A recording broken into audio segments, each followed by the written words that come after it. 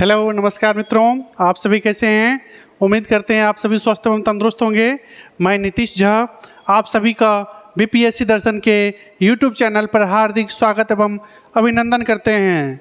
मित्रों, जैसे कि हम लोगों ने एंशिएंट हिस्ट्री बिहार का कंप्लीट कर लिया था, जैसा कि हम बताए थे आपको। उसके बाद हम लोग क्या करेंगे, अभ्यास प्रश्न करेंगे उससे संबंधित। तो मित्रों, आज हम कुछ 10 इम्पोर्टेंट क्वेश्चंस लाए हैं जो कि इस बार की होने वाली 70वीं बीपीएससी परीक्षा और जो बिहार से संबंधित और जो भी एग्ज़ाम है उसमें आपको ये एक हो सकता है डायरेक्ट क्वेश्चन आपको यहाँ से देखने को मिल जाए। ठीक है मित्रों, तो आज हम लोग 10 प्रश्न लिए हैं जिसका की थ्योरी हम लोग पढ़ चुके हैं। ठीक है मित्रों, तो चलिए आज हम लोग पहला प्रश्न देखते हैं। मित्रों, हमारा पहला प्रश्न है, निम्नलिखित में से किस स्रोत में चंद्रगुप्त मौर्य का उल्लेख है। ठीक है, ये चंद्रगुप्त मौर्य के बारे में बता रहा है। तो मित्रों, सबसे पहले हम लोग चंद्रगुप्त मौर्य के बारे में पढ़े थे। चंद्रगुप्त मौर्य कौन थे? तो चंद्रगुप्त मौर्य जो है सो मौर्य वंश के संस्थापक थे। इन्होंने आचार्य चाणक्य के हेल्प से नंद वंश के अंतिम सम्राट का इन्होंने क्या किया था, वध कर दिया था। तत्पश्चात इन्होंने क्या किया था, आपका ये चंद्रगुप्त मौर्य वंश की स्थापना की थी। ठीक है मित्रों, तो आपसे यानी क्वेश्चंस बन सकता है जो कि चंद्रगुप्त मौर्य जो है सो किस वंश से संबंधित है, तो ये मौर्य वंश के। ठीक है, तो चलिए इनके बारे में है क्या है, जो स्रोत कहाँ से मिलती है, स्रोत पूछ रहा है हमें। तो इनका स्रोत मिलता है विष्णु पुराण। जी मित्रों, विष्णु पुराण में चंद्रगुप्त मौर्य के बारे में वर्णन मिलता है। मत्स्य पुराण, जी मित्रों, मत्स्य पुराण में भी चंद्रगुप्त मौर्य के बारे में हमें जानकारियाँ मिलती है। वायु पुराण से भी मिलती है। यानी विष्णु पुराण, मत्स्य पुराण, वायु पुराण तीनों से ही हमें चंद्रगुप्त मौर्य के बारे में जानकारी मिलती है। यानी उपर्युक्त सभी, हमारा क्या होगा आंसर, उपर्युक्त सभी। चले मित्रों, अगला क्वेश्चन देखें।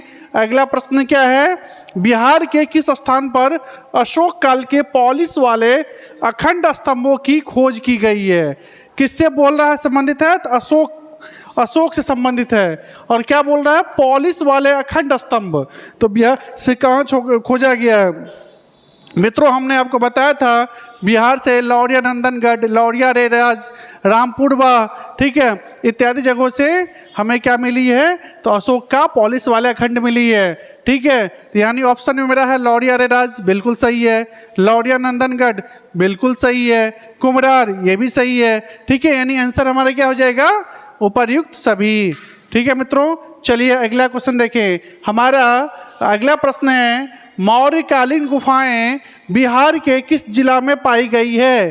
तो मित्रों, मौर्यकालीन गुफाएं की बात कर रही है, गुफाएं। तो ठीक है, हमारा ऑप्शन में क्या है, गया के निकट बराबर पहाड़ियाँ, पटना में कुम्हरार।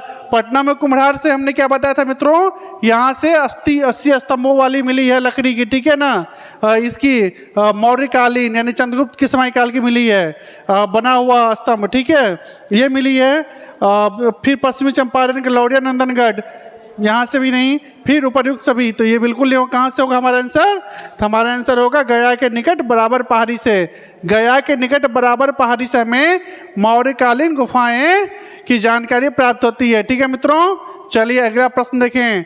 अगला प्रश्न हमारा है, बिहार के किस जिले में कुषाण काल की टेराकोटा मूर्तियां मिली है। किससे पूछ रहा है, तो कुषाण काल से। ठीक है, कुषाण काल की टेराकोटा मूर्तियां की बात कर रहा है। तो कहाँ से मिली है, बिहार शरीफ बिल्कुल नहीं, पटना बिल्कुल नहीं, मुंगेर बिल्कुल नहीं। कहाँ से होगा हमारा आंसर, बक्सर। ठीक है, बक्सर से हमें कुषाण काल की टेराकोटा की मूर्तियां मिली है। ठीक है मित्रों, चलिए आगे बढ़ें। अगला प्रश्न हमारा है, अंगुत्तर निकाय निम्नलिखित में से किससे संबंधित है।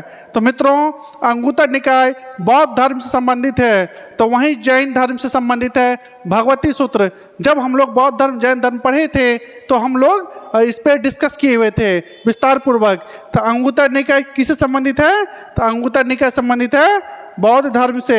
जैन धर्म से क्या संबंधित है, तो भगवती सूत्र। ठीक है, अगला प्रश्न देखें, वैशाली के लिच्छवियों का उल्लेख निम्नलिखित में से किसमें मिलता है? तब मित्रों वैशाली के लिच्छवियों का उल्लेख अंगुत्तर निकाय में भी है। ठीक है, अंगुत्तर निकाय जो कि आपका हो गया बौद्ध धर्म से संबंधित, आपका भगवती सूत्र जो जैन धर्म से संबंधित है उसमें भी वैशाली के लिच्छवी का जानकारी प्राप्त होती है। तो यानी आंसर क्या हो जाएगा? ए और बी दोनों। ठीक है, अंगुत्तर निकाय और भगवती सूत्र दोनों से हमें वैशाली के लिच्छवियों के बारे में जानकारी प्राप्त होती है। मित्रों लिच्छवी क्या था? लिच्छवी जो क्या था? विश्व का प्रथम गणतांत्रिक गणराज्य था, यानी रिपब्लिक स्टेट था। ठीक है, यानी इसकी राजधानी पूछा जाए तो कहाँ थी? तो वैशाली थी।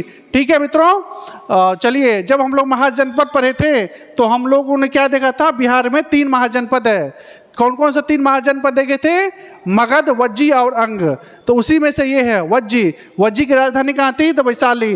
वैशाली में ही लिच्छवी क्या था? एक गणतंत्रात्मक क्या था? एक राज्य था। ठीक है ना, यानी 8 संघों वाली क्या था? व्यवस्था था यहाँ पे आपके वज्जी महासंघ में। ठीक है, हमने बताया था ना अंगुत्तर निकाय में 16 महाजनपदों के बारे में जानकारी प्राप्त होती है, जिस 16 में से 3 बिहार में था। ठीक है, तो चलिए अगला प्रश्न देखें। अगला प्रश्न क्या कहता है मित्रों? मौर्य साम्राज्य के राजनीतिक, सामाजिक और आर्थिक संगठन के अध्ययन के स्रोत का उल्लेख निम्नलिखित में से किस पुस्तक में दर्शाया